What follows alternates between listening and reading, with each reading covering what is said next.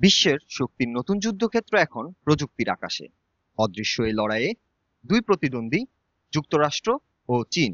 Chat GPT, DeepSeek, কোয়েন 2.5 এসব শুধু নাম নয়, এগুলো আধুনিক ক্ষমতার মাপকাঠি। কিন্তু কে এগিয়ে, কে পিছিয়ে, আর কি ঘটছে আসলে এই সংঘর্ষের ময়দানে? চলুন গভীরে যাই।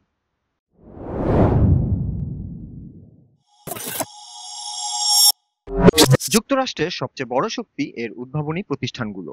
ওপেন এর চ্যাট জিপিটি 4, গুগলের জেমিনি, এগুলো কৃত্রিম বুদ্ধিমত্তার আন্তর্জাতিক মানদণ্ড গড়ে দিচ্ছে।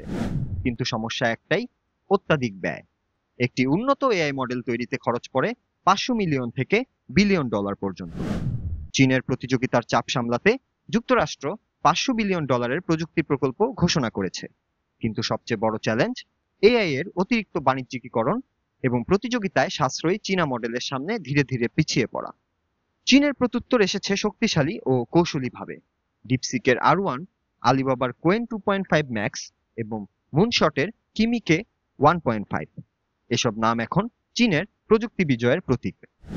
অবিশ্বাস্য বিষয় হলো, মাত্র $5.5 মিলিয়ন বাজেটে তৈরি ডিপসিকের R1, যেখানে ওপেন এআই এর খরচ তার শতগুণ। এসব মডেল উন্মুক্ত এবং বহুভাষী হওয়ায় সেগুলো দ্রুত জনপ্রিয় হয়ে উঠছে।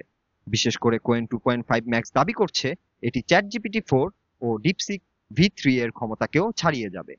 চীনের কৌশল অত্যন্ত সুস্পষ্ট: সরকারি সহায়তায় কম খরচে উন্নত প্রযুক্তির বিস্তার এবং বিশ্ববাজারে আধিপত্য বিস্তার, অনেকটা যেমনটা তারা 5G প্রযুক্তির ক্ষেত্রে করেছিল।